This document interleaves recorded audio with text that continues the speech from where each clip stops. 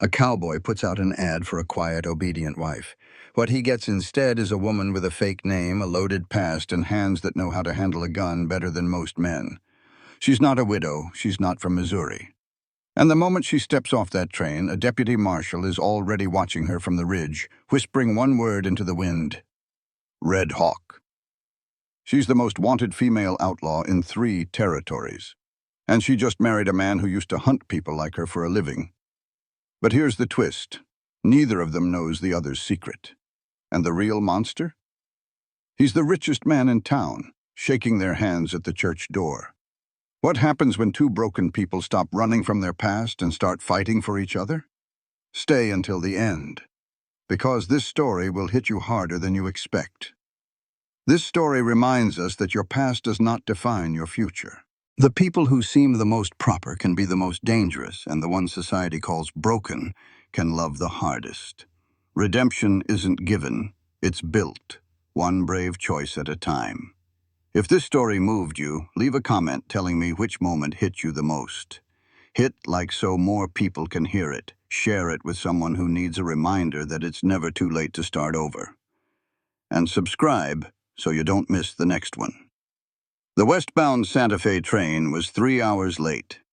Silas Cade stood on the weathered platform of Cimarron Station, hat pulled low against the blood-red sunset, watching dust devils dance across the empty street. He had been waiting since noon, and the afternoon heat had long since baked the patience out of him. But he kept waiting.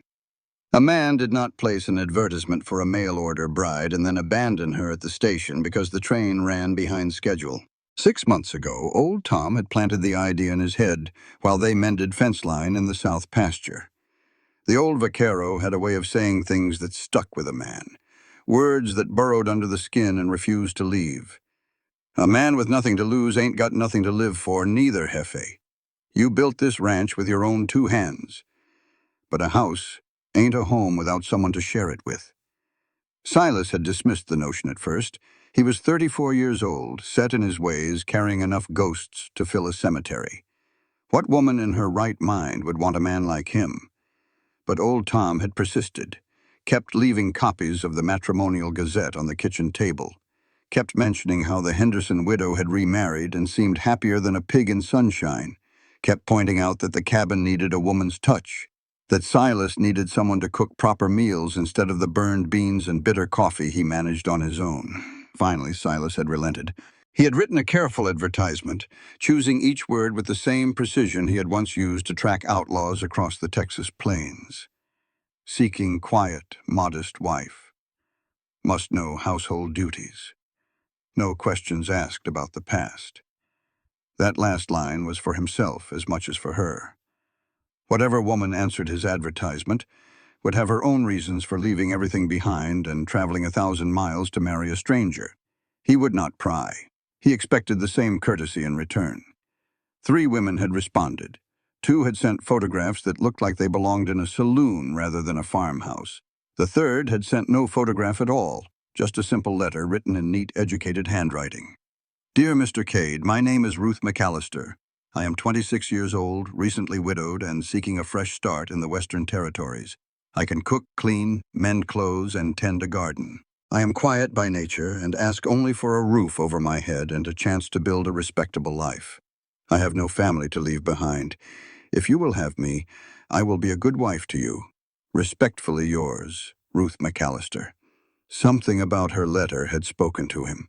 The loneliness between the lines, the desperate hope wrapped in proper grammar, the unspoken pain of a woman with no family and nowhere else to go. He had sent for her immediately, paid for her train ticket, arranged for the preacher to marry them the day she arrived. Now he stood on the platform, palms sweating despite the cooling evening air, wondering if he had made a terrible mistake. The train whistle pierced the silence, echoing off the distant mountains like the cry of some great iron beast. Black smoke billowed against the crimson sky as the locomotive thundered into view, wheels screeching against the rails. Silas straightened his shoulders, removed his hat, ran a hand through his dark hair, trying to tame it into something presentable. The train ground to a halt with a great hiss of steam. Passengers began descending from the cars, drummers in cheap suits, hawking patent medicine. A family with too many children and not enough luggage. Two painted ladies heading for the Golden Spur Saloon, their laughter carrying across the platform like breaking glass. Then he saw her. She stepped down from the train with a grace that seemed out of place on the rough wooden platform. Her traveling dress was gray, buttoned high to the throat, practical rather than pretty. Dark hair was pinned beneath a black mourning bonnet, and her eyes were cast downward in proper modesty. Everything about her whispered quiet Eastern widow, a woman who knew her place, a woman who had caused no trouble. She approached him, and when she finally raised her eyes to meet his, Silas felt something shift in his chest. Her eyes were green. Not the pale green of prairie grass, but deep and dark, like the forest he had once ridden through in the hill country of East Texas. Eyes that held secrets. Her voice was soft as church hymns when she spoke. "Mr. Cade, I am Ruth. I hope I am what you were looking for." There was something in the way she said it, a careful precision to her words, as if she had rehearsed them. But Silas pushed the thought aside. The woman was nervous. Meeting a stranger who would become her husband within the hour. Anyone would be careful with their words. "Ma'am." He nodded, suddenly aware of his own rough appearance. The dust on his boots, the sweat stains on his shirt, the calluses on his hands from years of hard labor. "Welcome to Cimarron." She smiled. It was a small smile, contained and proper, but it softened her face in a way that made her almost pretty.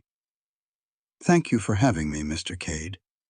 I know this arrangement is unusual, but I promise I will do my best to be a good wife." Before he could respond, a shadow fell across them. "Well, well, what do we have here?" Silas turned to find Judge Horatio Blackwood standing behind him, the largest rancher in Cimarron Valley, the most powerful man in the territory, and the closest thing the town had to genuine evil dressed in a Sunday suit. Blackwood was in his late 50s, silver-haired and distinguished, with the kind of face that made people trust him on sight. He wore his respectability like a mask, but Silas knew what lay beneath.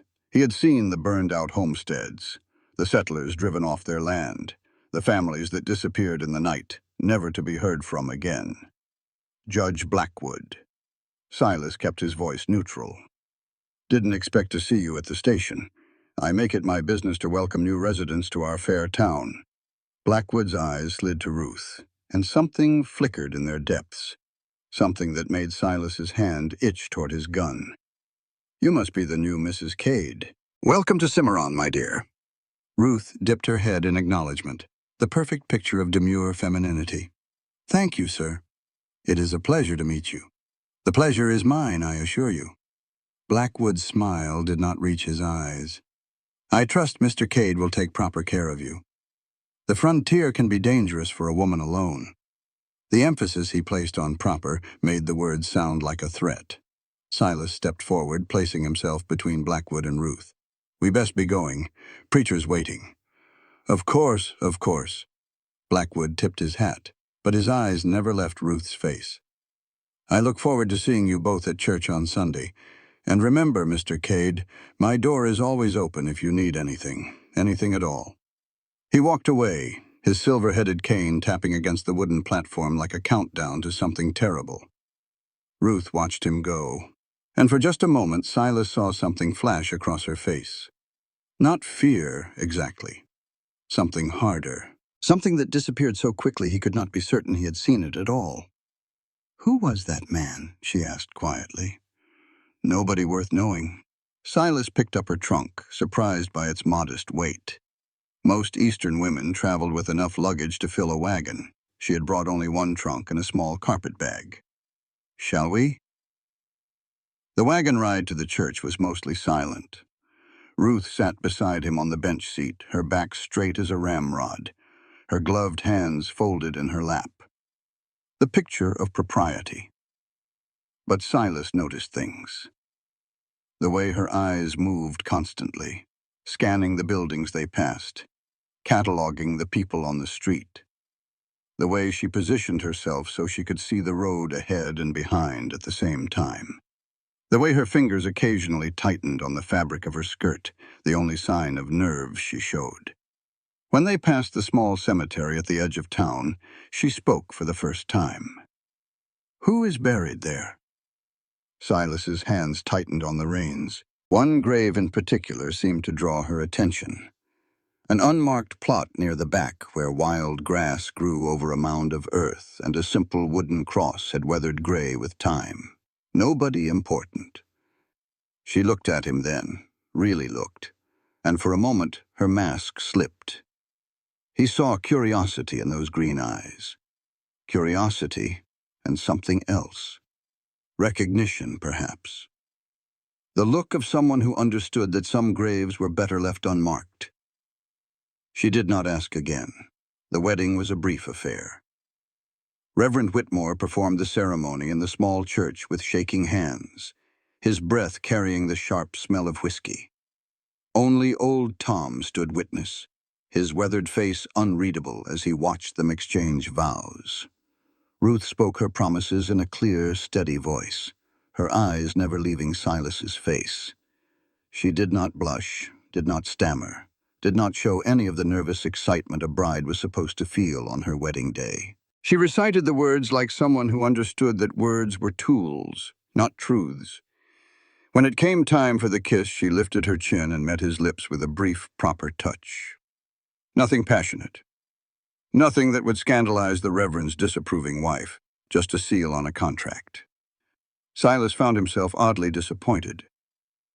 As they signed the register, Ruth's handwriting flowing and educated next to his cramped scrawl, Mrs. Whitmore pressed a bundle of biscuits into Ruth's hands. "For the journey to your new home." Her eyes were sympathetic, as if Ruth were heading to her doom rather than her wedding bed. "Bless you, child. You will need all the help the Lord can provide." Ruth thanked her graciously, her smile never wavering. But Silas saw her fingers tighten around the bundle, saw the flash of something in her eyes that might have been anger, or might have been fear. The sun was setting as they drove north toward the ranch, painting the endless grassland in shades of gold and crimson. The windmill appeared first, its blades turning lazy in the evening breeze. Then the barn, then the cabin itself, small but solid, smoke rising from the chimney where old Tom had started a fire in the hearth. "It ain't much." Silas found himself apologizing before he could stop himself. "But it's well built. Roof don't leak. Got good water from the well, and the creek runs through the north pasture." Ruth studied the property with those sharp green eyes.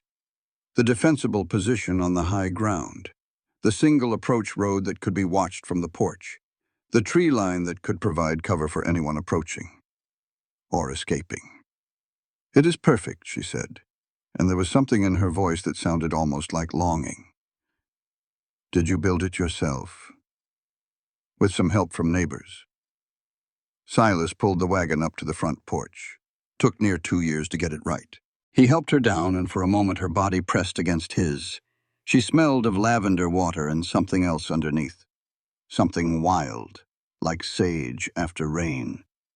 She stepped away quickly, but not before he noticed the strength in her arms.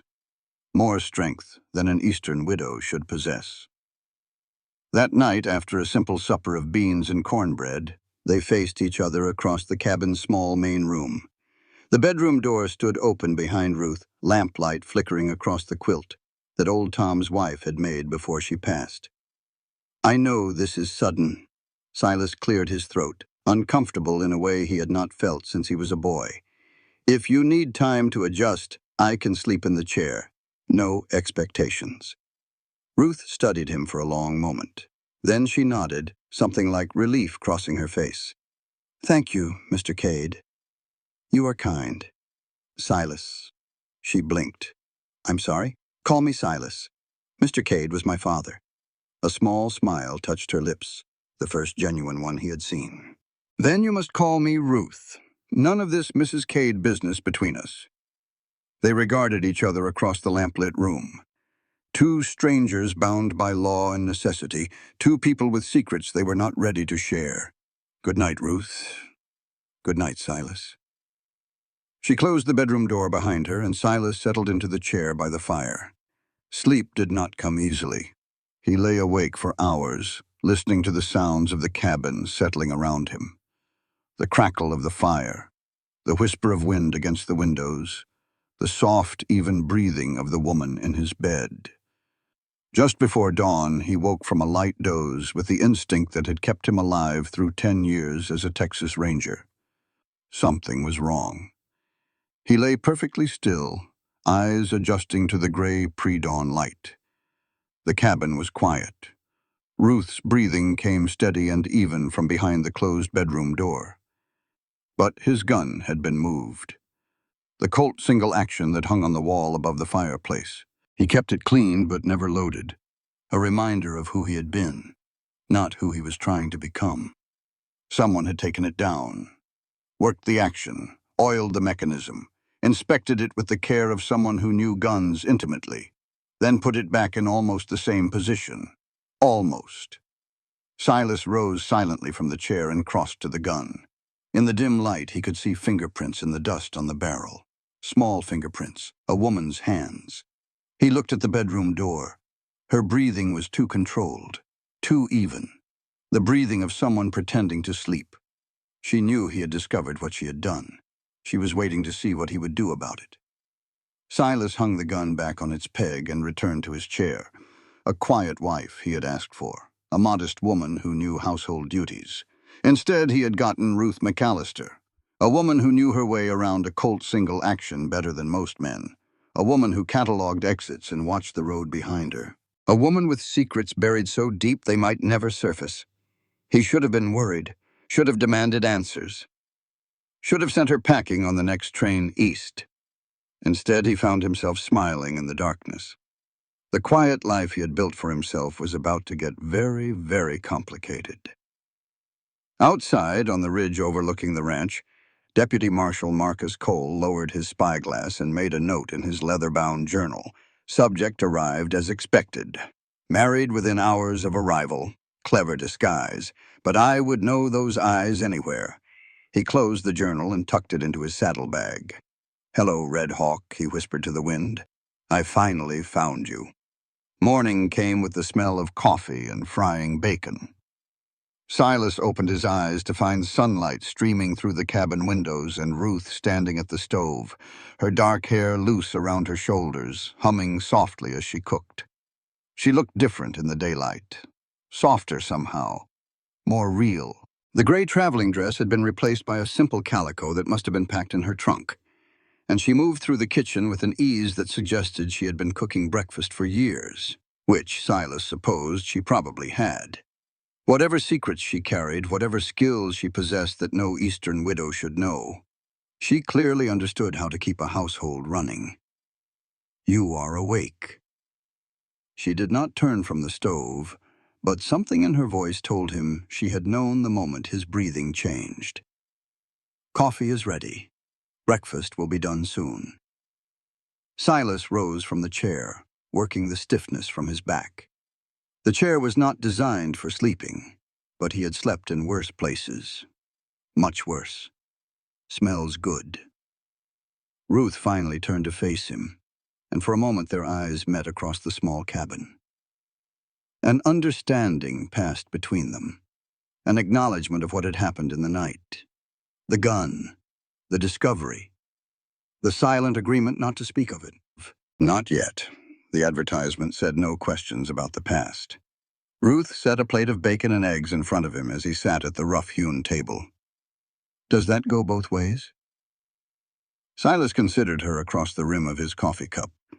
She had asked the question carefully, her voice neutral, her face a mask of polite inquiry. But beneath the surface, he could sense the tension, the fear that she might have overplayed her hand. "Reckon it does." Relief flickered in her green eyes before she concealed it behind a small smile. "Then we understand each other." They ate in companionable silence, the morning sun warming the cabin, as the sounds of the ranch drifted through the open windows. Old Tom's voice singing something in Spanish, horses whickering in the corral, the creak of the windmill as it turned in the breeze. When the meal was finished, Ruth washed the dishes with quick, efficient movements, while Silas watched from the doorway. Old Tom will want to meet you proper. He'll be working the horses this morning. You up for a walk? Ruth dried her hands on her apron and met his eyes. I would like that. They found the old vaquero in the corral, brushing down a bay mare with the patient attention of a man who understood that horses gave back exactly what you put into them. He looked up as they approached, his weathered face creasing into a smile that did not quite reach his eyes. Jefe. He nodded to Silas, then turned his attention to Ruth. Senora, you sleep well? It was an innocent question. The kind any polite person might ask a new bride after her first night in a strange place. But something in old Tom's voice suggested he knew exactly how she had spent those dark hours. Knew about the gun, knew about the inspection, knew more than he was saying. Very well, thank you. Ruth met his gaze without flinching. Your employer was the perfect gentleman. Old Tom grunted. He often is, Senora. Too often, some might say. He returned to brushing the mare, his eyes never leaving Ruth's face. You know horses? I can learn. He did not sound convinced. But he did not challenge her either. Just kept brushing, the rhythm of his movement steady and sure. That mare's name is Rosalind. Silas stepped closer to the fence, watching Ruth's reaction. She's the best cow pony I've got. Smart, fast, loyal as they come. Ruth approached the fence slowly, her movements careful and deliberate. Rosalind's ears pricked forward, and the mare took a step toward her, stretching out her nose to investigate this new human. Ruth let her sniff, let her investigate, made no sudden movements, offered no threats. She is beautiful. Ruth's voice was soft, almost reverent. I had a horse like her once, a long time ago. It was the first personal detail she had shared, the first crack in the wall she had built around herself. Silas filed it away for later examination. What happened to her? Ruth's hand froze on Rosalind's neck. For a long moment she did not answer. Then, so quietly he almost missed it. I lost her, along with everything else. Before Silas could respond, Ruth turned from the fence and walked back toward the cabin. Her shoulders were straight, her stride steady, but something in the set of her jaw told him she was holding back tears. Old Tom watched her go, then caught Silas's eye. That one has secrets, Jefe. Deep ones. I know. You going to ask about them? Silas shook his head. She'll tell me when she's ready, or she won't. Either way, it's her choice. Old Tom grunted again, but this time there was something like approval in the sound. Maybe you're smarter than you look after all. The first week passed in a blur of domestic routine. Ruth threw herself into her new role with a dedication that bordered on obsessive. She cooked, she cleaned. She mended clothes and organized the small pantry and swept the porch until the boards gleamed. She asked no questions, made no demands, and went out of her way to be exactly the quiet, modest wife Silas had advertised for. It was perfect, and it was driving him crazy. Because beneath the mask of propriety, he kept catching glimpses of someone else. Someone who knew how to skin a rabbit with 3 quick cuts. Someone who could split firewood with the efficiency of a seasoned hand. Someone who watched the road with the constant vigilance of a person waiting for danger to arrive. The little things piled up like snowdrifts against a cabin wall. The way she positioned herself so her back was never fully to a door or window. The calluses on her palms that came from gripping reins, not needlework. The small knife she kept tucked in her boot, always within reach, always ready. And then there was the night he woke to find her standing at the window, staring out at the moonlit landscape with an expression that could only be described as haunted. He pretended to sleep, watching through slitted eyes as she scanned the darkness for threats that only she could see. Her body was coiled tight, ready to move at a moment's notice, ready to fight or flee. After a long while, she returned to bed and lay perfectly still until dawn. She never mentioned it. Neither did he. On Sunday, they went to church. The entire town turned out to see the new Mrs. Cade, and Ruth played her part to perfection. She wore her gray traveling dress, modest and proper, and kept her eyes downcast as the preacher droned on about sin and salvation. Afterward, the women of Cimarron descended on her like a flock of hungry buzzards. "My dear, you must tell us about yourself." Mrs. Patterson, the general store owner's wife, positioned herself at the front of the group. "Where did you grow up? Who was your family?" Ruth smiled her small, contained smile. "I grew up in Missouri, ma'am, St. Joseph. My father was a shopkeeper." "And your late husband?" Mrs. Henderson, the widow who had recently remarried, leaned forward with undisguised curiosity. "What took him from you?" "Cholera." Ruth's voice did not waver. 2 years ago now. We had no children, no family left. I saw Mr. Cade's advertisement and thought perhaps a fresh start might help heal the grief." The women made sympathetic noises, but Silas could see the doubt in their eyes. The way they studied Ruth's hands for calluses that didn't match her story. The way they examined her face for signs of the painted lady they suspected her of being. Ruth noticed, too. He could tell by the way her smile tightened at the corners. But she said nothing, just endured their scrutiny with the patience of someone who had survived far worse. When they finally escaped the churchyard and started the long drive home, Ruth sat beside him in silence for nearly a mile. Then, so quietly, he almost missed it. "They don't believe me." "No." Silas kept his eyes on the road ahead. "They don't. Does that bother you?" He considered the question. Considered the woman beside him, with her secrets and her skills and her green eyes that had seen too much. "What other people believe ain't none of my concern. Only thing that matters is what I know to be true." "And what do you know to be true, Silas Cade?" He turned to look at her then. Really look. Past the modest dress and the proper manner and the quiet voice. "I know you ain't who you say you are. I know you're running from something bad enough to make you marry a stranger and travel 1,000 miles to hide." Ruth's face went pale, but she did not deny it. "I also know you haven't hurt anyone since you've been here. You've worked harder than any woman I've ever seen. You've been kind to old Tom, and gentle with the horses, and patient with me, even when I've been a damn fool." He turned back to the road, guiding the wagon around a deep rut. "So no, Ruth. What other people believe don't bother me none, because I've seen who you are, and that's enough." The silence stretched between them, thick and heavy with unspoken words. Then Ruth's hand found his on the wagon seat. Her fingers were warm despite the chill in the air, and they squeezed once before withdrawing. "Thank you." That night, for the first time since her arrival, Silas slept in the bed beside his wife. They did not touch, did not speak, just lay in the darkness, two strangers learning to trust each other one small step at a time. But when Ruth cried out in her sleep, trapped in some nightmare she would not name, Silas reached across the space between them and took her hand. She gripped it like a lifeline. And when morning came, neither of them mentioned it. But something had changed. A wall had cracked. A bridge had been built. They were not lovers, not yet. But they were no longer quite strangers either. They were partners, allies in a world that wanted to tear them both apart.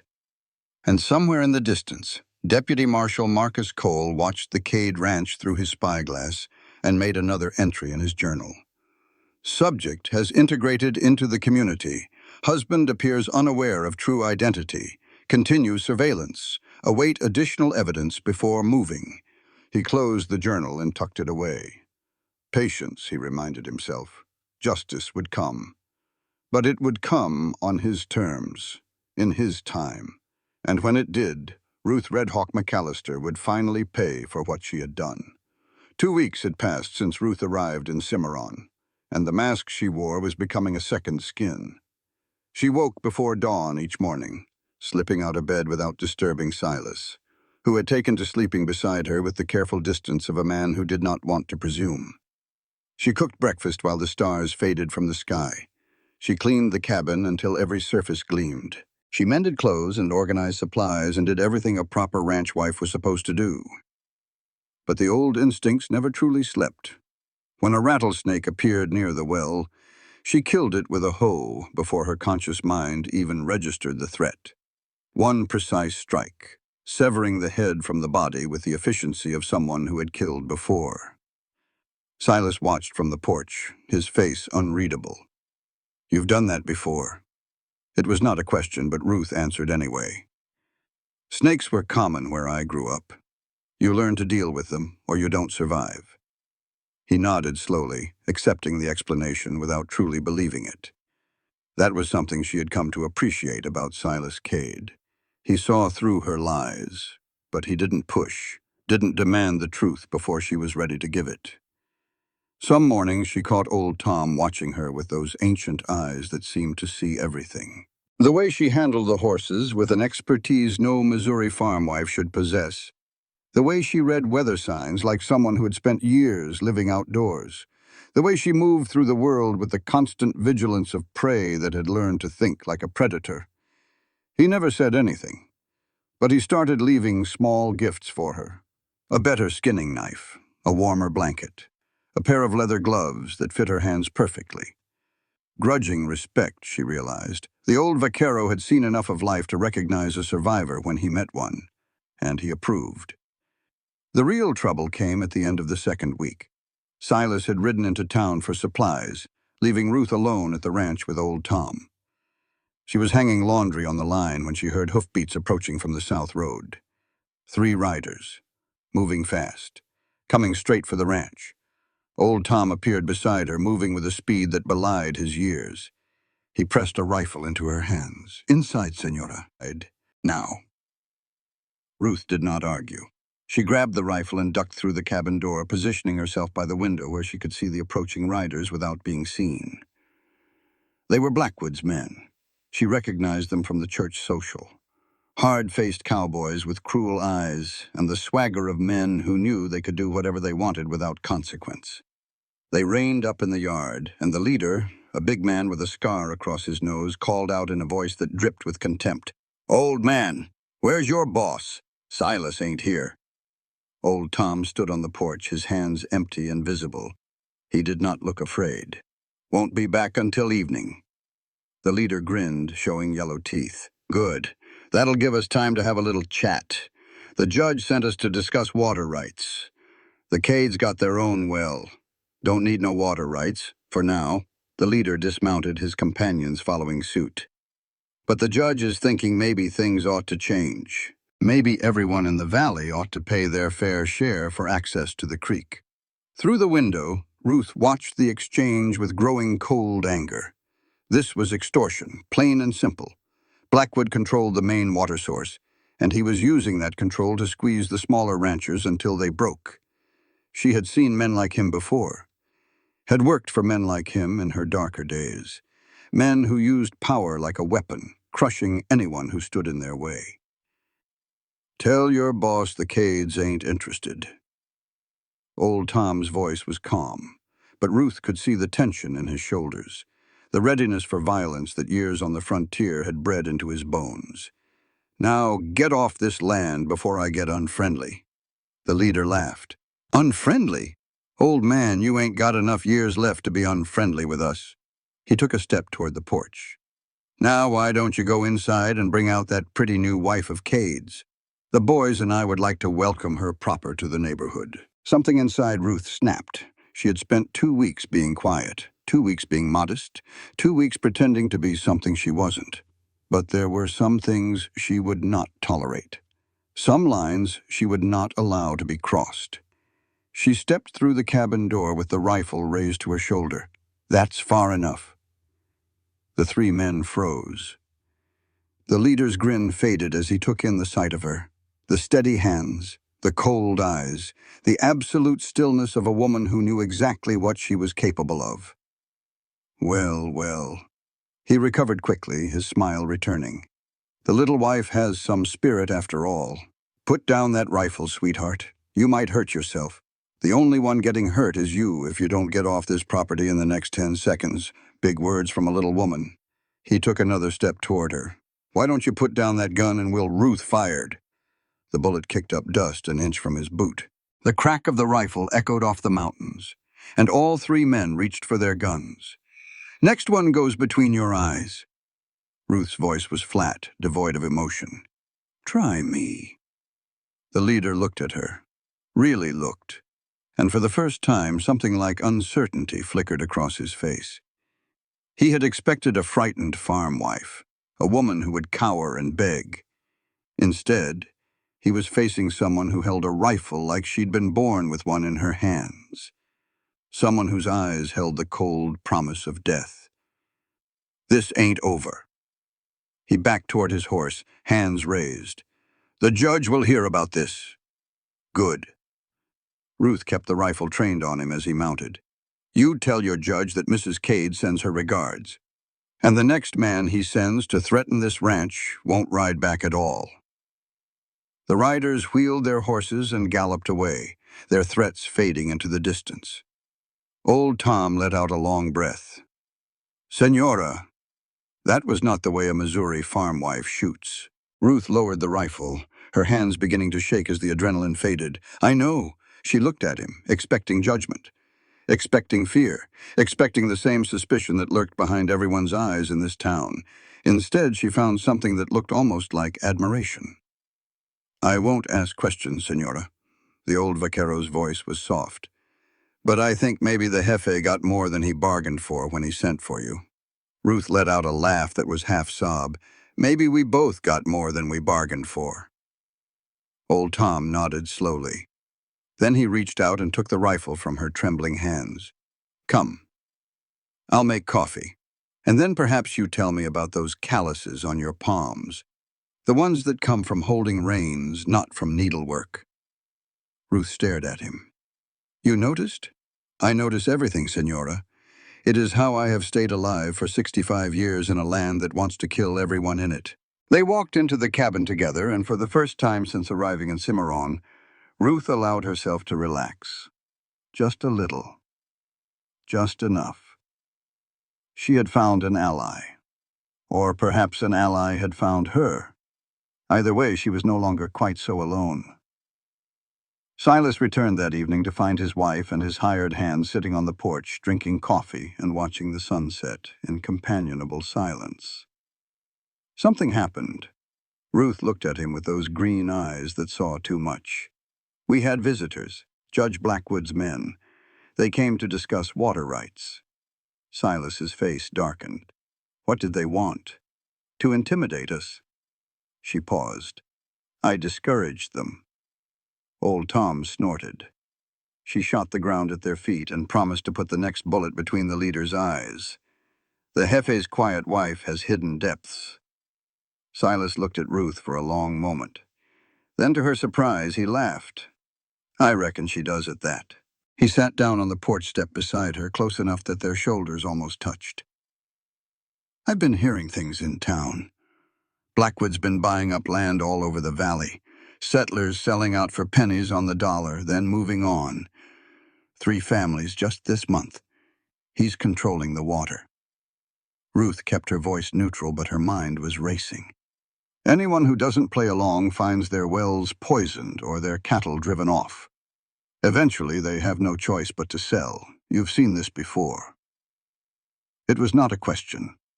Ruth nodded slowly. "Men like Blackwood exist everywhere. They just wear different faces." Silas was quiet for a moment, then, "What do we do about it?" Ruth turned to look at him, surprised. "We?" "You're my wife. This is your home, too. Whatever we decide together." She felt something shift in her chest, something warm and unfamiliar, something that felt dangerously like hope. The settlers need to organize, pool their resources, stand together against Blackwood instead of letting him pick them off one by one. "That's dangerous talk, I know." They looked at each other in the fading light, 2 people with secrets and scars and pasts they were not ready to share. 2 people who had somehow found each other in the middle of nowhere and were now facing a threat that could destroy them both. "There's a meeting tomorrow night," Silas said finally. "At Clara's saloon. The settlers who are left, trying to figure out what to do. I wasn't going to go. Didn't want to get involved, and now I've got something worth fighting for." He did not elaborate, did not need to. Ruth understood. The meeting at Clara's saloon was crowded and tense. Nearly 20 people had gathered in the back room, their faces drawn with worry and fear. Ruth recognized some of them from church: the Hendersons, the Pattersons, the young family from the farm east of town with their 3 small children and their desperate eyes. Clara Nguyen, the saloon's owner, moved through the crowd with practiced ease, pouring whiskey and keeping the peace. She was a striking woman in her 40s, mixed heritage giving her features an exotic beauty that must have been stunning in her youth. Her eyes were sharp and knowing, and when they landed on Ruth, something passed between them. Recognition, perhaps. One survivor seeing another. "This is pointless." Jeb Henderson slammed his glass on the table. "Blackwood owns the law in this territory. We fight him, we lose. Plain and simple. So we just give up?" His wife, Mary, glared at him. "Sell everything we've built and walk away with nothing? What choice do we have?" Jeb's voice cracked. Ruth listened from her place in the corner, cataloging faces and reactions. Silas stood beside her, arms crossed, his expression unreadable. "We could go to the territorial marshal." Young Will Patterson spoke up, his voice uncertain. "File complaints. Make them investigate." Clara snorted. "The marshal's office is in Santa Fe. 3 weeks' ride there and back. And who do you think funded the last marshal's campaign?" She shook her head. "Blackwood's got friends in high places. Friends who owe him favors. Then we're dead no matter what we do." Jeb reached for the whiskey bottle. "Might as well enjoy what time we've got left, or we could fight." Everyone turned to look at Silas. He had not spoken all night, content to listen and observe. But now he stepped forward, his voice low and steady. "Blackwood's powerful, but he's not invincible. He's only got about 30 men. We've got that many settlers in this room alone, plus our hands and our families. We outnumber him. His men are professional killers." Jeb shook his head. "We're farmers and shopkeepers. Some of us are more than that." Silas did not look at Ruth, but she felt his words like a physical touch. "We don't have to win a war. We just have to make it too expensive for him to continue. Make him understand that every piece of land he steals will cost him blood. Eventually, even a man like Blackwood has to count the cost." The room was silent. Ruth could see the fear in their eyes, but also something else. Something that looked like hope. "You're talking about getting killed," Jeb said finally. "Getting our families killed. I'm talking about not lying down to die without a fight." Silas stepped closer to the table, placing his hands flat on the worn wood. "I came to this valley 5 years ago looking for peace. Figured I'd earned it after everything I'd been through. Figured if I just kept my head down and minded my own business, trouble would pass me by." He shook his head. "Trouble doesn't pass anyone by. Not when men like Blackwood are running things. Sooner or later, he comes for everyone.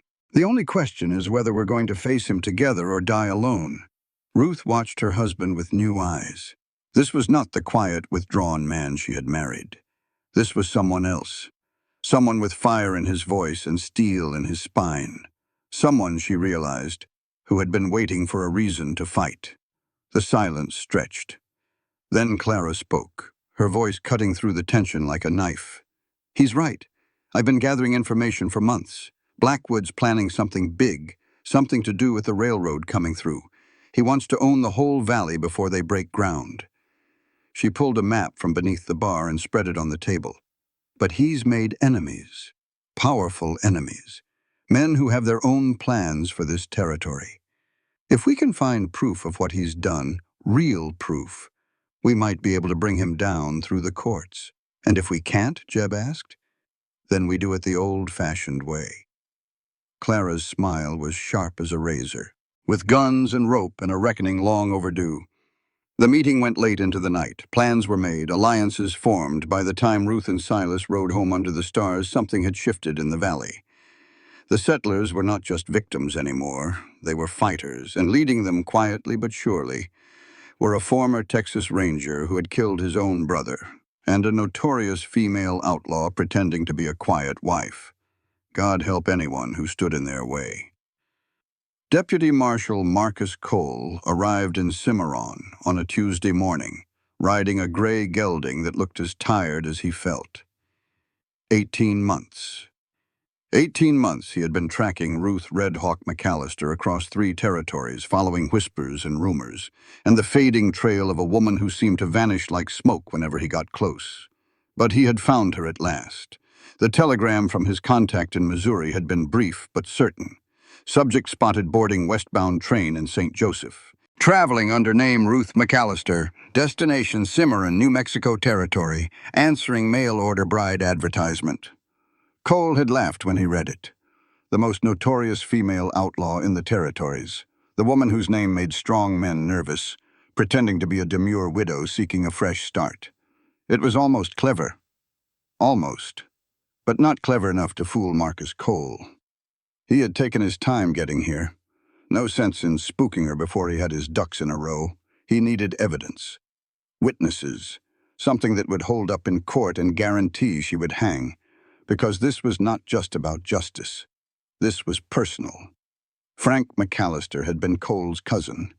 His only family left after his parents died of fever when he was 12. Frank had been wild, sure. Had a streak of mean in him that made sensible folks nervous. But he was blood. And Ruth had let them hang him. She had been his wife, for God's sake, his partner. The one person in this world who should have found a way to save him. Instead, she had disappeared into the night, leaving Frank to face the gallows alone. The territorial court had called it justice. Cole called it betrayal. Now, 18 months later, he was going to make her pay. He spent his first week in Cimarron being careful, asking questions that seemed innocent, visiting the church, the general store, the saloon, listening to gossip and watching the new Mrs. Cade from a distance. She was good, he had to admit. The disguise was nearly perfect. The modest dress, the downcast eyes, the quiet voice. Anyone who didn't know better would swear she was exactly what she claimed to be. But Cole knew better. He had seen her wanted poster 100 times, had memorized every detail of her description. The green eyes, the dark hair, the small scar below her left ear, courtesy of Frank's temper during one of their arguments. The scar was still there. Faint, nearly invisible unless you knew to look for it. But there, that was all the proof he needed. On his 8th day in town, he decided it was time to make his move. The Cade Ranch spread across a gentle hill north of town, modest but well-maintained. Cole rode up the approach road with his badge gleaming in the morning sun, making no attempt at stealth. He wanted her to see him coming, wanted her to know that the hunt was over. A woman appeared on the porch as he approached. She was prettier than he had expected, with delicate features and those unforgettable green eyes. She wore a simple calico dress and held a dish rag in her hands, the picture of domestic innocence. But Cole saw the way her eyes went to his badge, saw the nearly imperceptible tension that tightened her shoulders, saw the slight shift in her stance, as if she were calculating the distance to the nearest weapon. Gotcha. Good morning, ma'am. He touched the brim of his hat, keeping his voice friendly. Deputy Marshal Marcus Cole, just introducing myself to the new residents of the valley. Ruth smiled, and it was almost convincing. Good morning, Deputy. I'm Mrs. Cade. My husband is in the barn. Shall I fetch him? That won't be necessary. Cole dismounted, his eyes never leaving her face. I was hoping to speak with you, actually. Just routine questions for new arrivals, of course. Please come in. I just made coffee. She led him into the cabin, and Cole took careful note of everything. The rifle on the wall, the layout of the rooms, the back door that led to the rear of the property, the small window over the sink that was large enough for a slender woman to climb through. She was cataloging too, he realized, watching him watch her, both of them playing a game, each trying to gain the upper hand. You're from Missouri, I understand. Cole accepted the cup of coffee she offered, wrapping his hands around the warmth. St. Joseph, wasn't it? That's right. Ruth sat across from him, her posture perfect, her face serene. My late husband had a dry goods store there, St. Joseph. Lots of interesting people pass through there. Gateway to the frontier. Yes, I suppose it is. Cole leaned forward, his voice casual. I spent some time in St. Joseph myself, few years back, tracking a fugitive. Woman named McAllister. Ruth McAllister, matter of fact. Same name as you. He watched her carefully for a reaction, a flinch, a tell, anything that would confirm what he already knew. But Ruth's expression never changed. If anything, she seemed amused. McAllister is a common name, Deputy, particularly among the Scots-Irish settlers in Missouri. I'm sure there are dozens of Ruth McAllisters in the territories. I'm sure there are. Cole set down his coffee cup. But there's only one Red Hawk. The name hung in the air between them like a drawn gun. Ruth tilted her head, her green eyes unreadable. Red Hawk? I'm afraid I don't know what you're talking about. Don't you? Cole's voice hardened. Ruth Red Hawk McAllister, member of the Dalton Gang, wanted in Kansas territory for robbery, conspiracy, and accessory to murder. There's a $500 bounty on her head. That sounds like quite a dangerous woman.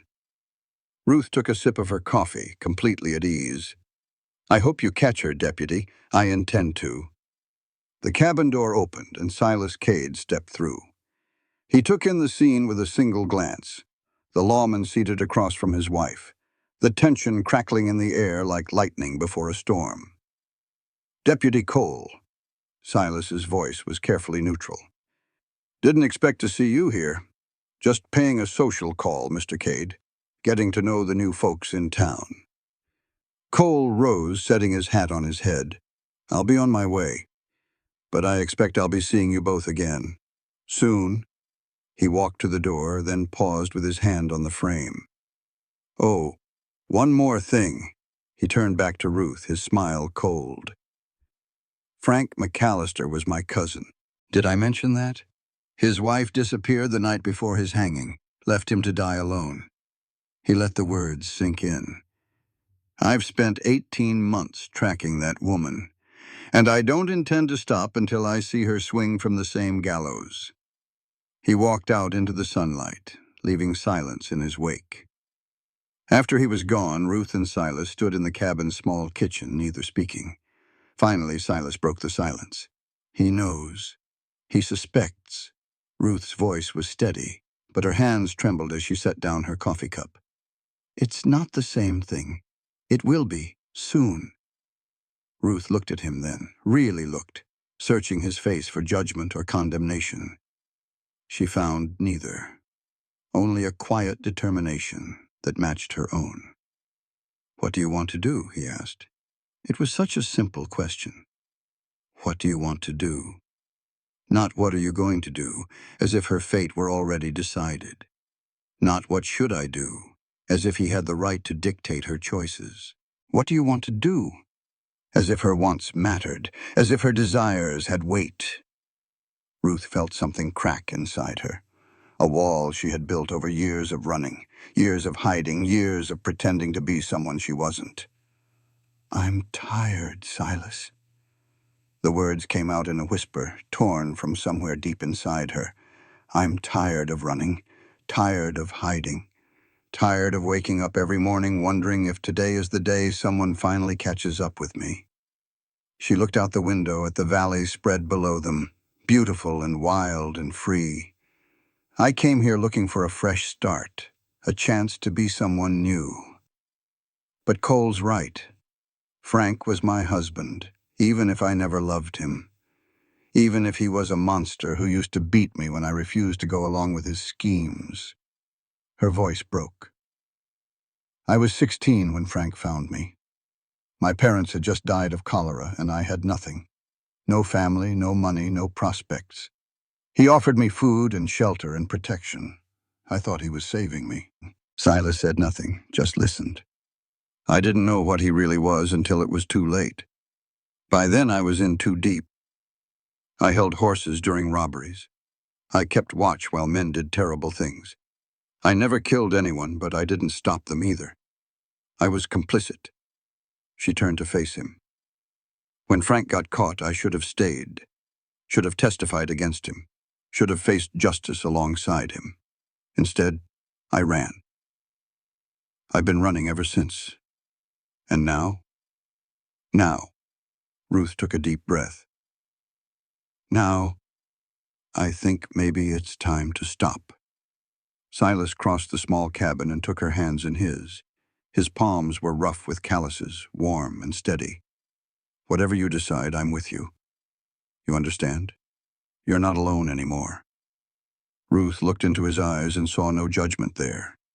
No fear, only acceptance. Only love, perhaps. She squeezed his hands and felt something shift inside her. Something that had been broken for a very long time, beginning, slowly, to heal. Then let's figure out what we're going to do about Deputy Cole. That night, around Clara's back table, they laid out the situation. Cole was patient, Clara said. She had been gathering information, as she always did, but he was also persistent. Sooner or later, he would find the evidence he needed. Can't you just leave? Clara asked. Disappear again? Ruth shook her head. Running won't solve anything. Cole will just keep following. And besides, she glanced at Silas. I'm tired of running. What about the courts? Old Tom spoke for the first time. The Senora says she never killed anyone. If she testifies, maybe Cole doesn't want justice. Ruth's voice was flat. He wants revenge. His cousin died, and he needs someone to blame. Even if I'm acquitted, he won't stop. Silence fell over the table. Then Silas spoke. What if we give him something bigger to chase? What do you mean? Blackwood. Silas leaned forward, his eyes intent. He's the real criminal here. Stealing land, burning out settlers, probably responsible for half a dozen deaths if we could prove it. If we could give Cole evidence against Blackwood, he'd have to investigate. Clara's eyes widened. He's a deputy marshal. He can't ignore evidence of crimes that big. And if he's busy investigating Blackwood, he can't spend all his time hunting me. Ruth felt hope kindle in her chest. It's not a solution, but it might buy us time. More than that. Clara's smile was sharp. Blackwood's got connections to Frank McAllister. I've heard rumors. If we can prove Blackwood was the one giving orders to the Dalton gang, then Cole's revenge would point at a new target. Ruth sat back, her mind racing. Blackwood created Red Hawk. He's the reason I became what I became. If Cole knew that we need proof. Silas's voice was firm. Real proof. Something that will hold up in a territorial court. I might know where to find it. Clara pulled a piece of paper from her bodice and spread it on the table. Blackwood keeps records. He's too smart not to. Payments, agreements, everything that could be used as leverage. He keeps them in his study, in a safe. And you know this how? Clara smiled. I know many things, Mr. Cade. It's my business to know things. Ruth studied the paper. A rough map of Blackwood's ranch, with the study marked on the second floor. Getting in there won't be easy. No. Clara's smile widened. But I happen to know that Blackwood is hosting a party next Saturday. All the important people in the territory will be there. Including the Cades? Including the Cades, if they're willing to take the risk. Ruth looked at Silas. He looked back at her. Neither of them spoke. Neither of them needed to. We're in, Ruth said. And so the plan began to take shape. The wanted poster appeared 3 days before Blackwood's party. Ruth saw it while buying supplies at Patterson's General Store, pinned to the notice board alongside advertisements for livestock sales and announcements for church socials. Wanted for robbery and murder. Ruth Red Hawk McAllister. $500 reward. The sketch didn't look exactly like her. The artist had drawn her with short hair, men's clothing, and an expression of hard cruelty that made her look more monster than woman. But the description was accurate enough to make her blood run cold. Green eyes, dark hair, scar below left ear, skilled horsewoman, armed and extremely dangerous. Clara appeared beside her, moving with the silent grace of a woman who had learned to pass unnoticed. "Don't look at it." Her voice was barely a whisper. "Don't react. Walk normal. We'll talk at my place." Ruth forced herself to turn away from the poster, her heart hammering against her ribs.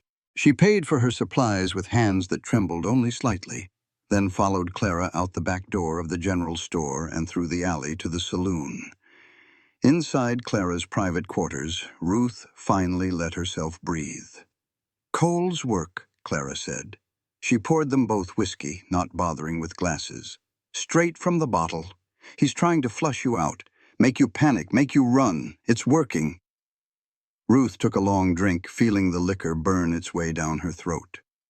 How long before someone puts it together? The poster's been there all morning.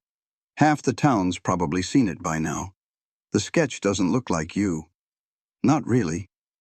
And you've been playing the proper wife so well that no one would believe Ruth laughed. But there was no humor in it. You don't know small towns, Clara. People believe what they want to believe. And right now they want to believe that the quiet stranger who married Silas Cade is exactly what she claims to be. But if someone plants a seed of doubt, Clara was quiet for a moment. Then she reached into her desk and pulled out a leather folder. "I've been doing some digging, asking questions through channels you don't want to know about." She handed Ruth the folder. "I found something you need to see." Ruth opened the folder. Inside was a single page, yellowed with age, covered in careful handwriting. "What is this?" "A letter." Clara's voice was grim. "Written by your father to Judge Blackwood, 6 years ago." Ruth's hands trembled as she read. "Dear Judge Blackwood, I am writing to beg your mercy. The debt I owe has grown beyond my ability to repay. The cholera has taken my wife and left me caring for our daughter alone. I cannot work, cannot earn, cannot provide. I am asking you to extend my deadline by 6 months. Just 6 months. And I will find a way to make good on what I owe. Please, sir, for the sake of my daughter, if not for me." The letter ended there. No signature, no closing. Just the desperate plea of a dying man. Ruth looked up at Clara, her vision blurring with tears she had not allowed herself to shed in years. "I don't understand. There's more." Clara pulled another document from her files. "This is a record of a payment made by Blackwood to Frank McAllister, dated 3 weeks after your father died. The notation says information regarding the Holloway girl." Ruth felt the room spin around her. "Blackwood. He's the one who told Frank where to find me. He didn't just profit from what happened to you." Clara's voice was soft with sympathy. "He arranged it, sold you like livestock to settle a debt your father couldn't pay." Ruth stared at the documents in her hands.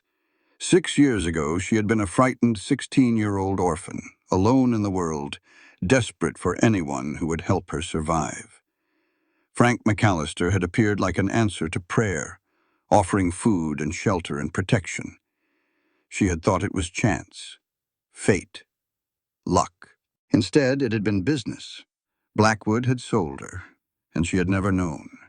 She felt something cold and hard settle into her chest, something that had been soft and wounded for so long finally crystallizing into diamond. "Does Cole know about this?" "I don't think so." Clara shook her head. "He's been focused on you, not on who was pulling the strings. But if we can show him, then he has a new target for his revenge." Ruth's voice was flat. "Blackwood didn't just create Red Hawk. He created the circumstances that got Frank killed. If Cole wants someone to blame for his cousin's death, Blackwood's a much better candidate than me. That's a dangerous game, Ruth." "I know." Ruth carefully folded the documents and tucked them into her bodice. "But I'm tired of being the prey. It's time to become the hunter." She left Clara's saloon with a new purpose burning in her chest. For 6 years, she had blamed herself for everything that had happened, for joining the gang, for staying with Frank, for all the terrible things she had witnessed and failed to stop. Now she knew the truth. She had never had a choice. From the moment her father died owing money to Judge Blackwood, Her fate had been sealed. She had been sold like cattle to a man who would use her until she was used up, then discard her without a second thought. Blackwood had done this to her, and Blackwood was going to pay. That evening, she told Silas everything. They sat on the porch as the sun went down, watching the valley turn gold and crimson. Ruth spoke in a low, steady voice, recounting the story she had pieced together from Clara's documents. When she finished, Silas was quiet for a long time. "Your father owed Blackwood money," he finally said. "And when he couldn't pay, Blackwood sold information about you to Frank McAllister." "Yes." "Who recruited you into his gang." "Yes." "And you were 16, orphaned, alone, with no one to protect you." "Yes." Silas turned to look at her, and the rage in his eyes was like nothing she had ever seen. "Blackwood's been sitting in that mansion for 6 years, playing respectable citizen while you've been running for your life. Running from something he caused. I know. And Cole's been hunting you instead of him." "I know." Silas stood abruptly, pacing the length of the porch. "This changes everything. We're not just looking for evidence against Blackwood anymore. We're looking for the connection between him and Frank McAllister. If we can prove that Blackwood was behind the gang's activities, then Cole can't ignore it." Ruth stood too, catching Silas's hands in hers. "He's a lawman. Whatever his personal feelings, he took an oath. If we give him proof that Blackwood ordered the crimes Frank was hanged for, then Blackwood swings instead of you." Silas pulled her close, wrapping his arms around her. "We'll find it. Whatever it takes. We'll find the proof, and we'll burn Blackwood to the ground." Ruth leaned into him, feeling his strength surrounding her. For the first time in 6 years, she was not alone. For the first time in 6 years, she had hope. The next 3 days passed in a blur of preparation. Clara provided information about Blackwood's ranch, the layout of the house, the location of the study, the number of guards and their patrol routes. Old Tom contributed knowledge of the terrain, the approach roads, the places where riders could be seen, and the places where they could hide. Silas and Ruth planned and practiced and argued about details until they were both exhausted. And through it all, Cole watched. He did not approach them again, did not make any overt moves, just watched from a distance, his gray gelding a constant presence on the edges of their awareness. "He's waiting," Ruth said one evening, "waiting for me to make a mistake. Then we'd better not make any mistakes." They did not speak of what would happen if the plan failed. Did not discuss the possibility that Blackwood might be too powerful to bring down. Did not acknowledge the fear that lurked beneath their determination. They just kept planning. And finally, the night of the party arrived. Ruth dressed carefully in the borrowed gown Clara had provided. Deep blue silk, elegant but modest, nothing that would draw undue attention. Her hair was pinned up in the style of a proper lady, and she had practiced walking in the unfamiliar shoes until she could move without stumbling. She looked at herself in the small mirror above the wash basin and barely recognized the woman staring back at her. "You're beautiful." She turned to find Silas watching her from the doorway. He was dressed in his Sunday suit, looking uncomfortable but determined. "You clean up pretty well yourself." He crossed the room and took her hands. "You don't have to do this. We could find another way. If something goes wrong, then we deal with it. Together." Ruth squeezed his hands, squeezed his. "I'm done running, Silas. Whatever happens tonight, I'm done hiding from who I am and what was done to me." He kissed her then, soft and slow and full of everything he could not say. When they pulled apart, his eyes were bright with emotion. "Let's go burn down an empire." Ruth smiled. "Let's." Blackwood's ranch blazed with light as Silas and Ruth arrived. Lanterns hung from every tree. Music drifted from the windows. Carriages lined the long drive, and people in their finest clothes mingled on the lawn. It looked like a celebration. It felt like walking into the lion's den. "Remember the plan." Silas helped Ruth down from the wagon, his hand lingering on hers. "We have 2 hours before old Tom starts the distraction. Get in, get the evidence, get out, and if something goes wrong, Then we improvise. They walked up the drive together, arm in arm, playing the part of a humble ranching couple overwhelmed by their invitation to such a grand affair. Blackwood met them at the door. Mr. and Mrs. Cade. His smile was warm, his handshake firm, his eyes cold as a snake's. So glad you could join us. I was beginning to think you might not come. We wouldn't miss it, Judge. Silas kept his voice humble. It's an honor to be invited. The honor is mine. Blackwood's gaze slid to Ruth, and something flickered in their depths. You look lovely tonight, Mrs. Cade. That dress suits you. Thank you, sir. Ruth dropped her eyes demurely even as her skin crawled. You're very kind. Please, make yourselves at home. There's food and drink aplenty. And do try the punch. It's my own special recipe. He drifted away to greet other guests, and Ruth let out a breath she hadn't realized she was holding. He knows, she whispered. I could see it in his eyes. He suspects. Silas guided her toward the refreshment table. That's not the same thing. Just stay calm and stick to the plan. The next 2 hours were an exercise in patience. Ruth smiled and nodded and made small talk with the other guests, while her mind raced with calculations. The guards changed shifts every 45 minutes. The study was on the second floor, third door on the right. The safe was behind a portrait of Blackwood's late mother. She had memorized every detail Clara had provided. Now she just had to wait for the right moment. Finally, just as the clock struck 10, a commotion arose outside. Fire in the stables, someone shouted. Everyone outside! The party dissolved into chaos. Guests streamed toward the doors, some panicking, others trying to organize buckets and blankets. Through the confusion, Ruth caught Silas's eye. He nodded once, then moved to position himself at the foot of the stairs. Ruth slipped through the crowd, moving against the flow of bodies, and climbed the stairs without looking back. The second floor was empty. Everyone had rushed outside to deal with the fire. Old Tom's distraction was working perfectly. She moved quickly down the hallway, counting doors. First door, second door, third door on the right. The study. Ruth tried the handle. Locked. She pulled a pair of picks from her bodice and went to work. The lock was good, but she had been opening locks since she was 17. 90 seconds later, the door swung open. Inside, the study was exactly as Clara had described. Dark wood paneling, leather chairs, a massive desk covered in papers, and on the wall behind it, a portrait of a stern-faced woman who could only be Blackwood's mother.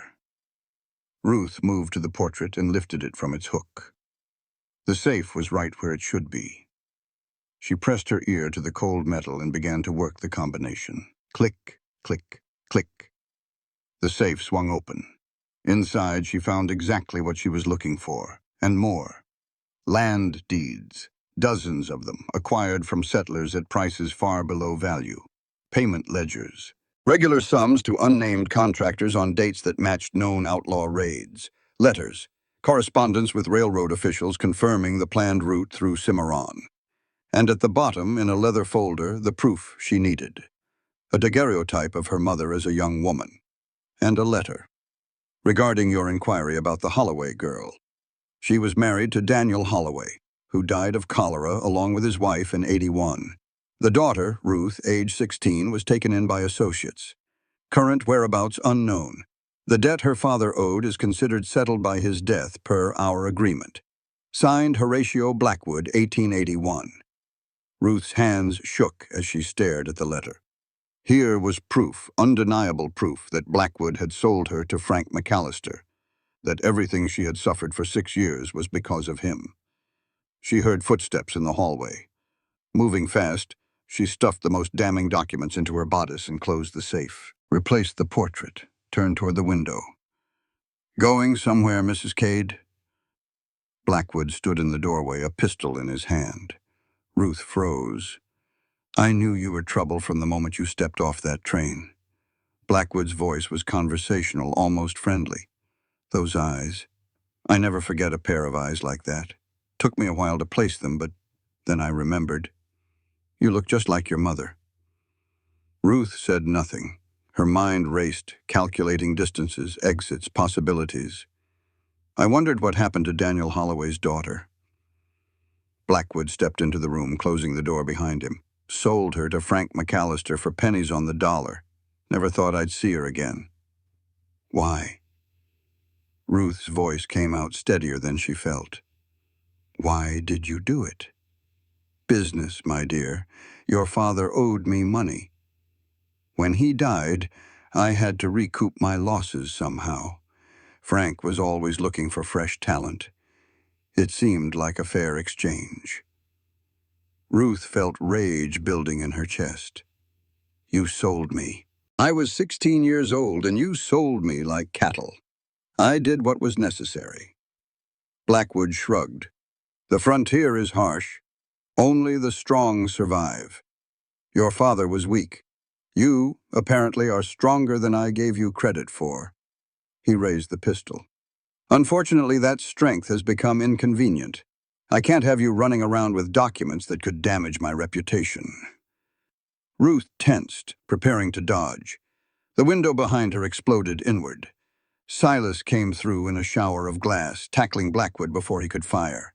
The pistol went off, the bullet burying itself in the ceiling as the two men crashed to the floor. Go, Silas shouted. Get the evidence out of here. Ruth didn't hesitate.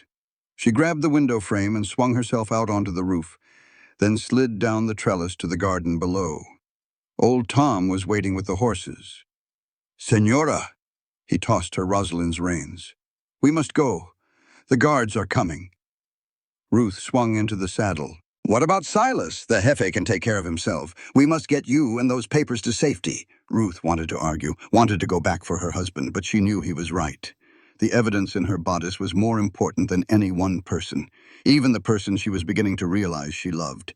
She kicked Rosalind into a gallop and raced into the darkness, leaving the burning ranch behind. Silas caught up with them an hour later. He was battered and bleeding, his Sunday suit torn, his knuckles raw. But he was alive. Ruth threw herself into his arms the moment he dismounted. I thought I lost you. Takes more than a corrupt judge to put me down. Silas held her tight, his breath warm against her hair. Did you get it? Everything. Ruth pulled back to look at him. The land deeds, the payment records, and proof that Blackwood sold me to Frank McAllister. Everything we need to bury him. Silas grinned through his bruises. Then, let's find Deputy Cole.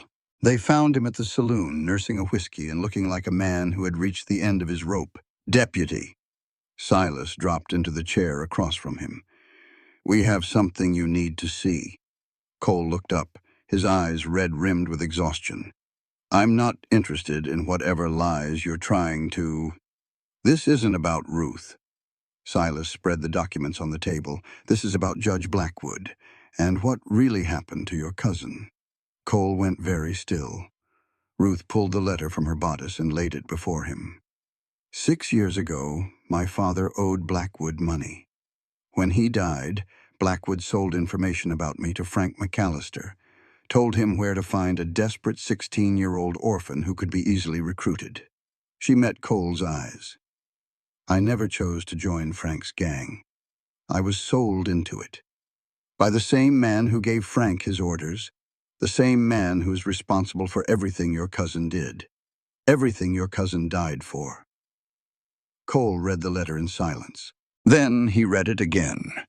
When he finally looked up, his face was ashen. Blackwood was behind the Dalton gang. He funded them, directed them, used them to drive settlers off their land so he could buy it cheap. Ruth pushed the payment ledgers across the table. It's all here. Every raid, every robbery, every murder. Frank was just a tool. Blackwood was the one pulling the strings. Cole stared at the documents. His hands trembled. All this time, he whispered, all this time, I've been hunting you. And the real criminal was sitting in a mansion, laughing at us all. Ruth said nothing. There was nothing to say. Cole picked up his badge and studied it for a long moment. Then he set it carefully on the table. I became a lawman to bring justice to the people who killed my family. He looked at Ruth, and for the first time, she saw the grief beneath his anger. I thought that meant you. I was wrong. He stood, squaring his shoulders. Judge Blackwood is a territorial official. That means he falls under the jurisdiction of the marshal's office in Santa Fe. I'll wire them tonight. By morning, we'll have authorization to make an arrest. Ruth felt the tension in her chest begin to ease. What about my warrant? Cole was quiet for a moment. Then, the warrant was based on testimony that you participated willingly in Frank's crimes. If Blackwood coerced you into joining the gang, that testimony is invalid. I'll recommend the territorial court review your case with this new evidence. It wasn't absolution. It wasn't freedom. But it was a chance, more than she had dared to hope for. Thank you. Cole nodded once, then walked out of the saloon without looking back. Ruth turned to Silas, tears streaming down her face. Is it really over? He pulled her close. Not yet, but it's the beginning of the end. Outside, dawn was breaking over the mountains, painting the sky in shades of gold and pink. A new day was coming, and with it, the promise of justice. Word of Blackwood's crimes spread through Cimarron like wildfire. Within 3 days, the territorial marshal's office had dispatched a team of deputies to investigate. Within a week, they had seized Blackwood's records and taken statements from dozens of settlers who had been forced off their land. The evidence was overwhelming. Blackwood fought back, of course. He had money, he had connections, he had lawyers who promised to tie up the case in court for years. But the tide had turned against him. Settlers who had been too afraid to speak began coming forward. Clara's network of informants produced documents that Blackwood had thought destroyed. Even some of his own men, seeing which way the wind was blowing, started talking. The judge was going down, and he knew it. Ruth watched the proceedings from a distance, not wanting to draw attention to herself. Her own legal situation remained unresolved. Cole had recommended clemency, but the territorial court moved slowly, and there were still those who remembered the name Red Hawk with fear and hatred. She tried to be patient, tried to trust that justice would prevail. It wasn't easy. One evening, 2 weeks after the party, she sat on the porch with Silas, watching the sunset paint the valley in shades of crimson and gold. Cole came by today. Silas's voice was carefully neutral. The court has set a date for your hearing, 3 weeks from now in Santa Fe. Ruth felt her stomach tighten. And? He thinks they'll reduce the charges. Silas took her hand. You were a victim, Ruth. The evidence proves it. Even the prosecutors can see that. But will that be enough? Silas was quiet for a moment. Then, I don't know. But whatever happens, I'll be there. We'll face it together. Ruth leaned into him, drawing strength from his solid presence. I'm scared, she admitted. The first time she had said those words aloud in years. I've spent so long running, so long hiding. What if they don't believe me? What if... Then we'll fight. Silas pulled her close. We'll appeal. We'll hire lawyers. We'll do whatever it takes. You're not alone anymore, Ruth. You haven't been alone since the day you stepped off that train. She looked up at him, at this man who had asked for a quiet wife and gotten a wanted outlaw instead. This man who had never once judged her for her past, who had stood by her through everything. I love you, she said. The words came out before she could stop them. She hadn't meant to say them, hadn't even fully acknowledged them to herself. But there they were, hanging in the air between them like a promise. Silas went very still. Then he smiled. A real smile, warm and genuine, lighting up his weathered face. Took you long enough. He kissed her as the sun went down, and for a moment Ruth forgot about courts and charges and the uncertain future that stretched before them. For a moment, there was only this. Only him. Only love. The attack came 3 nights later. Ruth woke to the sound of gunfire and the smell of smoke. Silas was already on his feet, grabbing his rifle from the wall. Blackwood, he said. It was not a question. Has to be. They had known this might happen, known that a man like Blackwood would not go quietly. He had too much to lose, too much pride, too much rage at being exposed. But knowing and facing were 2 different things. Ruth pulled on her boots and grabbed her own weapon, a shotgun Silas had given her after the incident with Blackwood's men. How many? Hard to tell. Silas peered through the window. At least a dozen, maybe more. More gunfire outside. A voice she recognized as old Tom's, shouting in Spanish. "They have surrounded the barn." The old vaquero's voice came through the darkness. "I count 15. Maybe more. Can you get to the horses?" "I will try, Jefe. Be careful. I am always careful." Ruth moved to the other window, scanning the darkness for targets. There. 3 men moving toward the cabin from the east. She raised the shotgun. The first blast took out the lead man. The second scattered his companions. Nice shooting. Silas dropped to one knee beside her, lining up his own shot. "You learned that in Missouri?" Despite everything, Ruth felt herself smile. Something like that. The battle raged for what felt like hours. Blackwood's men were not professionals. They were hired guns, desperate men paid to do dirty work. But they had numbers, and they had the advantage of surprise. Ruth and Silas fought back to back, covering each other's blind spots, moving through the cabin like they had been doing this together for years. They made a good team, but good was not always enough. "Reloading!" Silas ducked behind the overturned table. Ruth covered him, firing at the shadows beyond the window. How many left? Can't tell. Too much smoke. The barn was fully engulfed now, flames reaching toward the sky like grasping fingers. The horses screamed in terror. "Tom!" Ruth shouted. "The horses!" A figure emerged from the inferno, leading 3 panicked horses through the flames. Old Tom, his clothes smoking, his face blackened with soot. "I got them, Senora. Rosalind is safe." Relief flooded through Ruth. But before she could respond, a new sound reached her ears. Hoofbeats. Coming fast. Cole appeared out of the darkness, leading a dozen men. "Territorial marshals! Put down your weapons!" For a moment, everything froze. Then Blackwood's men scattered, fleeing into the night like rats from a sinking ship.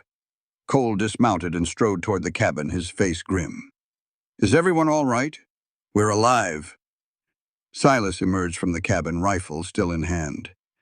"Thanks to you. Thank the telegraph." Cole holstered his pistol. "We got word Blackwood was planning something. Rode all night to get here." Ruth stepped out onto the porch, shotgun lowered but not set aside.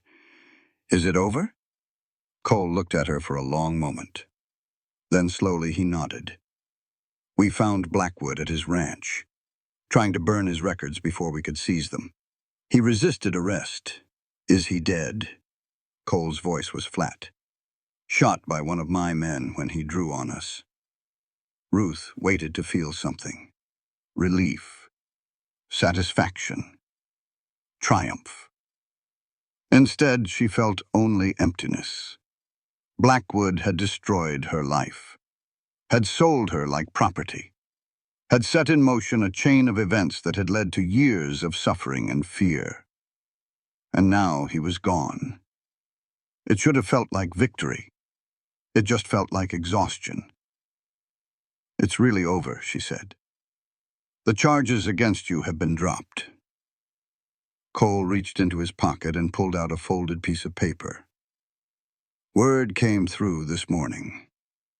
In light of the evidence proving you were coerced into joining the McAllister gang, the territorial court has dismissed all charges. The bounty on Ruth Red Hawk McAllister has been lifted." Ruth stared at the paper in his hands. "I'm free?" Cole nodded. "You're free." Ruth took the paper with trembling hands, unfolded it, read the words that she had never dared to hope she would see. "Ruth McAllister, all charges dismissed. Bounty rescinded." She looked up at Silas, tears streaming down her face. "I'm free," she whispered. He pulled her into his arms. "You're free." Behind them, the barn continued to burn. Around them, the marshals secured the scene and tended to the wounded. But Ruth noticed none of it. For the first time in 6 years, she was not running. For the first time in 6 years, she had a future. And it started here. The rebuilding began the next morning. Ruth stood in the yard, surveying the damage. The barn was a total loss. Nothing but blackened timbers and smoking ash. The cabin had taken bullet holes through every window. The corral fence was half destroyed. It looked like a battlefield, which, she supposed it was. Could be worse. Silas came to stand beside her, his arm going around her shoulders. We're alive. The horses survived. The house is still standing. It's going to take weeks to rebuild. Then we'd better get started. The settlers came to help. They arrived in wagons and on horseback, bringing lumber and tools and the kind of practical sympathy that frontier people understood. The Hendersons, the Pattersons, the young family from the East Farm, even people Ruth had never met, people who had only heard of the Cades by reputation. Blackwood hurt all of us, Jeb Henderson said, wielding a hammer with more enthusiasm than skill. Time we showed him and anyone like him that we stand together. Within a week, the new barn was framed. Within 2 weeks, it was finished. It was bigger than the old one, better built. A community project that had brought the valley together in ways Blackwood never could have imagined. Ruth worked alongside everyone else, her soft hands growing calloused, her muscles growing strong. She was no longer pretending to be a proper farm wife. She was becoming one. Clara came out from town every few days, bringing supplies and gossip. The territorial court had seized all of Blackwood's assets. His land was being redistributed to the settlers he had cheated. The railroad was coming through, and everyone who had lost property was being compensated. Justice, slow and imperfect, was being served. And then there was the matter of old Tom. The old vaquero had been badly burned saving the horses. For 3 days he hovered between life and death while Ruth sat by his bedside, refusing to leave. "You should rest, Senora." His voice was barely a whisper. "I am old. If my time has come, your time has not come." Ruth gripped his hand. "You hear me, old man? I forbid you to die." Old Tom laughed, then coughed, then laughed again. "You are very bossy for a quiet wife." "I was never a quiet wife, no." His eyes met hers, clear despite the fever. "No, you were not. But you are a good woman, Ruth Cade. Better than you know." He survived. It took weeks of careful nursing, but the old vaquero's stubborn spirit proved stronger than his injuries. By the time the new barn was finished, he was sitting up in bed, complaining about the food and demanding to see his horses. Clara visited every day during his recovery. Ruth noticed the way they looked at each other. The small smiles, the gentle touches. She said nothing, but she smiled. Spring came to the Cimarron Valley. The grass turned green. The wildflowers bloomed. The cattle grew fat on good grazing, and the settlers began to look forward to a future that had seemed impossible just months before. Ruth stood on the porch of her rebuilt home, watching the sun rise over the mountains, and felt something she had never expected to feel again. Peace.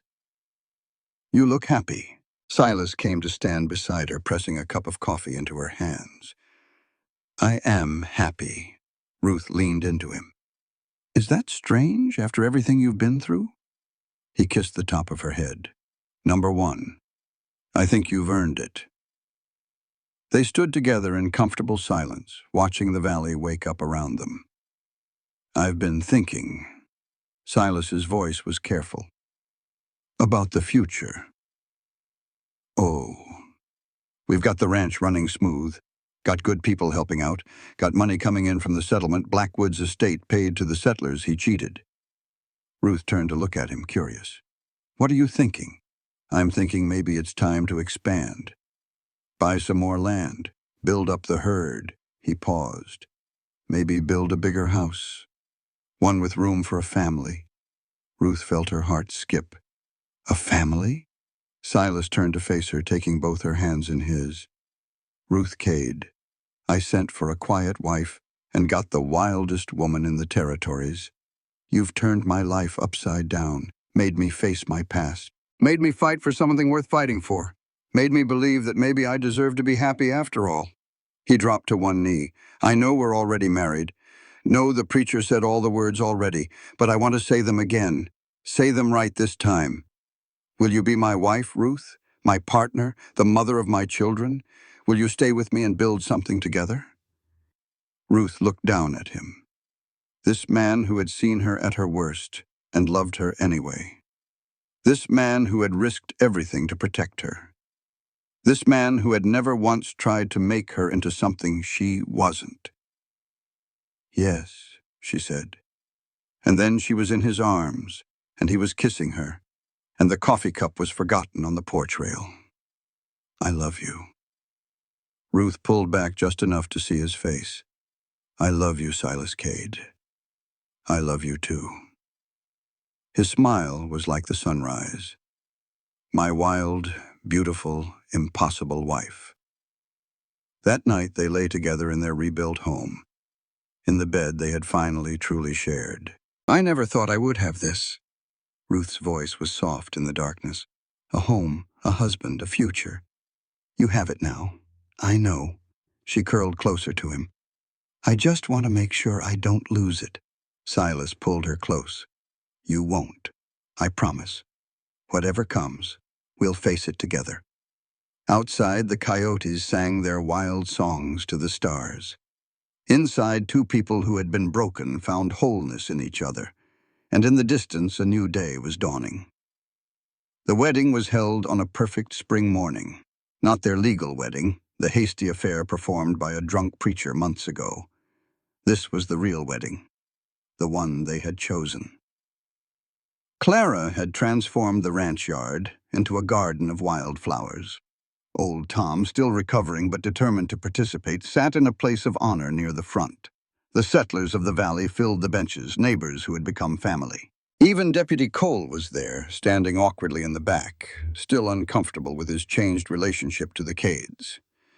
Ruth wore a dress of pale blue that Clara had ordered from Santa Fe. Her dark hair was loose around her shoulders, and wildflowers were woven into the strands. She had never felt more beautiful. Silas waited for her at the makeshift altar, his weathered face softened by an expression of pure wonder. "You look amazing," he said as she reached him. "So do you."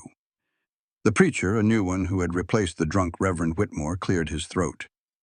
"Dearly beloved, we are gathered here to witness the marriage of Silas Cade and Ruth McAllister." He paused. "I understand this is technically a renewal of vows since the couple was legally married several months ago, but they have asked me to perform the ceremony again so that they can make their promises to each other freely and openly, without secrets between them." Ruth met Silas's eyes. Without secrets. She had told him everything. Every shameful thing she had done as part of the Dalton gang. Every law she had broken. Every moment of weakness and fear. He had listened without judgment. And then he had asked her to marry him again.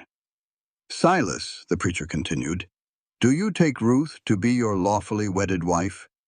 To have and to hold from this day forward, for better or for worse, for richer or for poorer, in sickness and in health, to love and to cherish, until death do you part?" "I do." Silas's voice was strong and clear. "I did before, and I do again. This time, knowing exactly who she is, and loving her all the more for it." "And Ruth, do you take Silas to be your lawfully wedded husband? To have and to hold from this day forward, for better or for worse, for richer or for poorer, in sickness and in health, to love and to cherish, until death do you part?" Ruth felt tears prick her eyes. "I do." She squeezed his hands. "I do, knowing that I don't deserve him.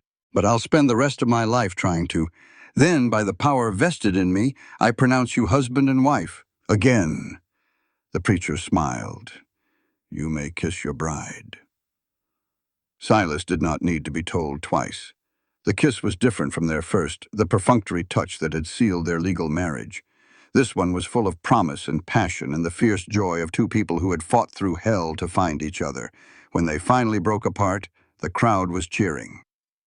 "Ladies and gentlemen," the preacher announced, "I present to you Mr. and Mrs. Silas Cade." Ruth laughed as Silas swept her up in his arms and carried her through the crowd of well-wishers. "Put me down," she protested. "Not a chance."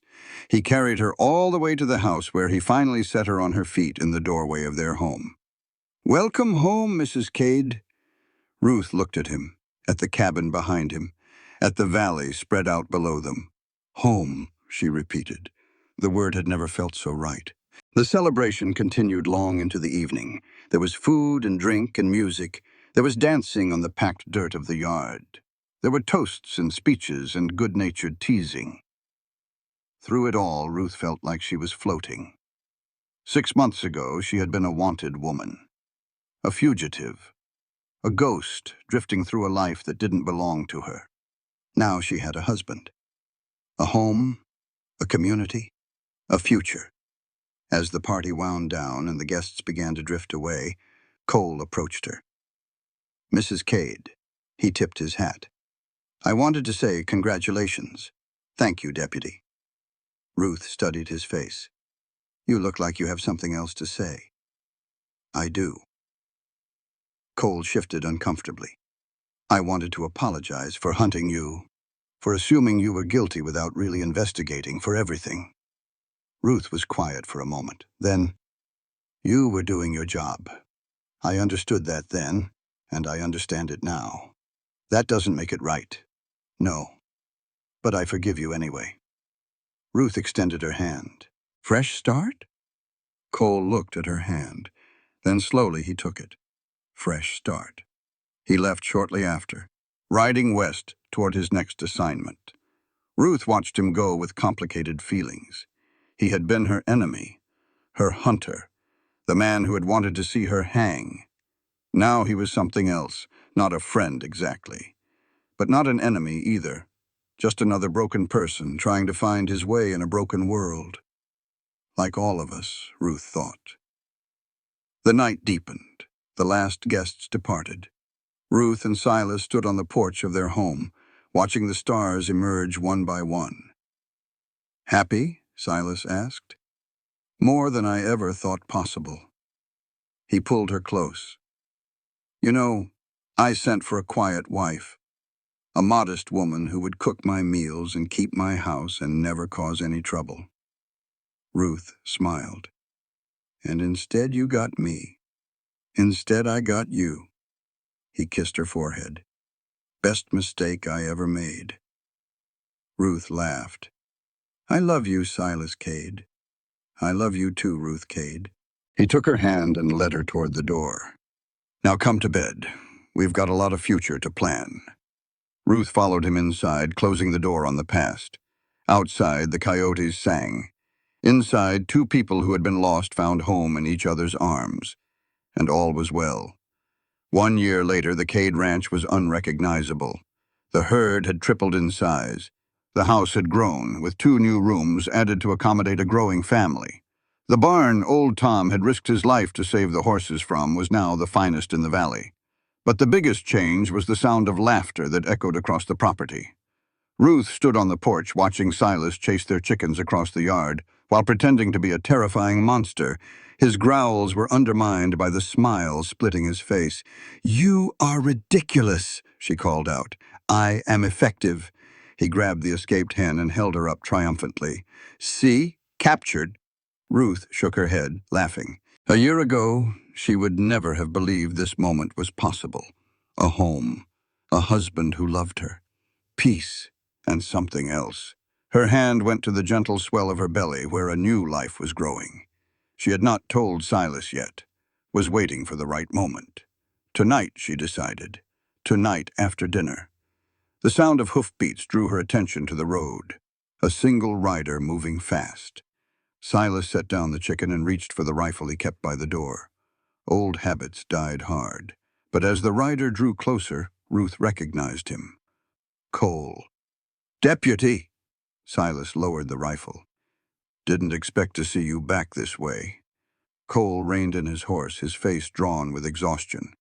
Mr. Cade, Mrs. Cade, I apologize for arriving unannounced. I was in the area and thought I should stop by. You look like you could use a meal and a bed. Ruth stepped forward. Please, come in. Cole hesitated. Then slowly he dismounted. Thank you, ma'am. I would appreciate that. Over dinner, Cole told them about his year. He had been promoted, was now a full marshal, not just a deputy. He had spent the year tracking down the scattered remnants of the Dalton gang, bringing justice to men who had escaped it for too long. I thought you should know. He looked at Ruth. We found Frank's brother. He was the one who gave Frank most of his orders, the one who planned the jobs. Ruth felt a chill run through her. And he's dead. Killed in a shootout in Colorado 2 months ago. Cole's voice was flat. The last of them. The Dalton gang is finished. Ruth sat in silence, processing. It was truly over. Every thread connecting her to her past life had been severed. Every ghost had been laid to rest. She was free. Truly, completely free. Thank you for telling me. Her voice was steady, but Silas's hand found hers under the table. I appreciate you coming all this way. Cole nodded. Then he looked at her more closely. You look different, Mrs. Cade. If you don't mind my saying. Ruth glanced at Silas, then back at Cole. I'm expecting, she said simply. The baby's due in the fall. Cole's eyes widened. Then slowly, a genuine smile spread across his weathered face. Congratulations, to both of you, thank you. Silas squeezed Ruth's hand. We are pretty excited. After dinner, Cole stood to leave. I should get back on the road. Still a lot of ground to cover. Stay the night. Ruth rose to walk him out. It's a long ride to anywhere from here. I appreciate the offer, ma'am. But I've got responsibilities. He paused at the door. Take care of yourself. And that baby. We will. He mounted his horse and tipped his hat. If you ever need anything, send word to the marshal's office in Santa Fe. I'll come running. Thank you, Deputy. He rode off into the gathering dusk, and Ruth watched until he disappeared over the horizon. Goodbye, she whispered. It felt like closing a chapter. 6 months later, on a crisp October morning, Ruth Cade gave birth to a healthy baby girl. They named her Hope. She had her mother's green eyes and her father's stubborn chin. She screamed when she was hungry and laughed when she was happy, and generally made it clear from day one that she would be a force to be reckoned with. She's perfect. Silas sat on the edge of the bed, cradling his daughter like she was made of glass. Absolutely perfect. She's going to be trouble. Ruth smiled, exhausted but radiant. I can already tell. Wonder where she gets that from? Ruth laughed.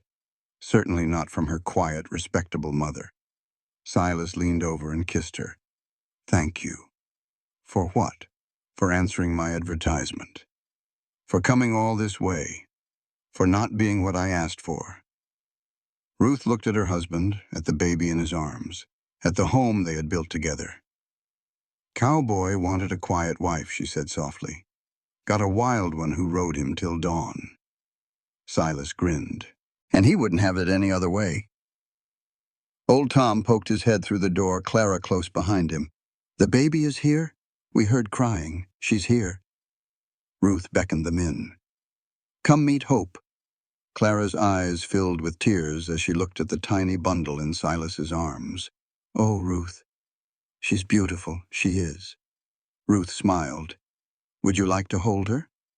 Clara gathered the baby gently, cooing softly. Old Tom stood beside her, his weathered face soft with wonder. They made a strange family, Ruth thought.